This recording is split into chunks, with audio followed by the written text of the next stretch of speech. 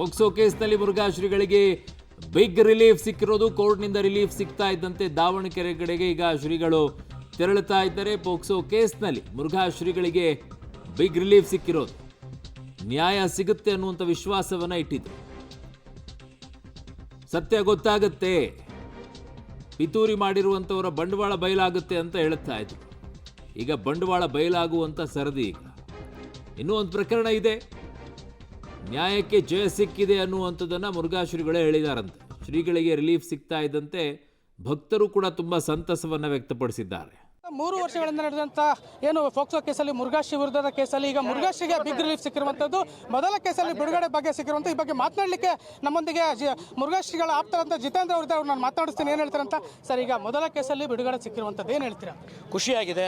ಮುರುಗೇಶನ ಮೇಲೆ ನಂಬಿಕೆ ಜಾಸ್ತಿ ಆಗಿದೆ, ಸತ್ಯಕ್ಕೆ ಜಯ ಸಿಕ್ಕಿದೆ. ಹಲವಾರು ಆರೋಪಗಳು ಕೇಳಿಬಂತು ಶ್ರೀಗಳ ವಿರುದ್ಧ, ನಿಮ್ಮ ಜೊತೆಲಿ ಇದ್ದವರೇ ಹಲವಾರು ಮಾತುಗಳನ್ನು, ಇದ್ರ ಬಗ್ಗೆ ಏನು ಹೇಳ್ತೀರಾ? ಅಲ್ಲ, ಈಗ ಉತ್ತರ ಸಿಕ್ತಲ್ಲ, ಇನ್ನೇನು ಯಾರ ಬಗ್ಗೆನೂ ನಾವು ನೋ ಕಾಮೆಂಟ್ಸ್, ಯಾರ ಬಗ್ಗೆ ಏನೂ ಮಾತಾಡೋದಿಲ್ಲ.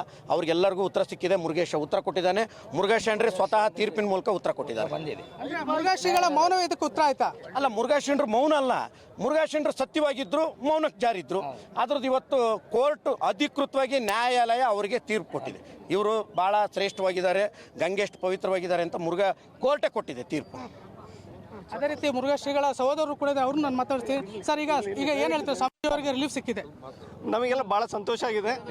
ಇಷ್ಟು ದಿವಸ ನಾವು ಭಾಳ ನೋವು ಅನುಭವಿಸಿದ್ವಿ, ಎಷ್ಟು ಅನುಭವಿಸಿದ್ವಿ ಅನ್ನೋದು ನಮಗೆ ಗೊತ್ತು. ಈಗ ಖುಷಿಯಾಗಿದೆ, ಅಷ್ಟು ಮಾತ್ರ ಹೇಳ್ತೀವಿ.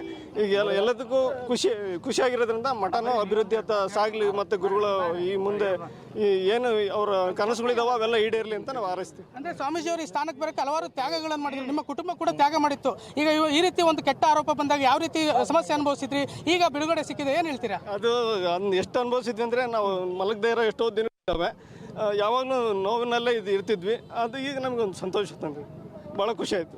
ಇದೇ ನೋವಲ್ಲಿ ಒಬ್ಬರು ಸಹೋದರರು ಕೂಡ ಕಳ್ಕೊಂಡ್ರಿ, ಮತ್ತೆ ತಿರೋ ನೋವಿನಿಂದ ಇಡೀ ಸಮಾಜ ಎದುರಿಸ್ತು, ಮತ್ತೆ ಮುರುಘಾ ಮಠಕ್ಕೆ ಕಾಲಿಡಬೇಕಂದ್ರೆ ಭಕ್ತರು ಕೂಡ ಆತಂಕ ಪಡುವಂಥ ಪರಿಸ್ಥಿತಿ ಇತ್ತು. ಈಗ ಬಿಡುಗಡೆ ಸಿಕ್ಕಿದೆ, ಭಾಳ ಸಂತೋಷ ಆಗಿದೆ. ಮತ್ತೇನು ಹೆಚ್ಚಿಗೆ ಹೇಳೋಕ್ಕಾಗಲ್ಲ, ಸತ್ಯಕ್ಕೆ ಜಯ ಸಿಕ್ಕಿದೆ. ಇದು ಜಗಜ್ಜಾಹೀರಾಗಿದೆ ಅನ್ನೋದು ಗೊತ್ತಾಯ್ತು.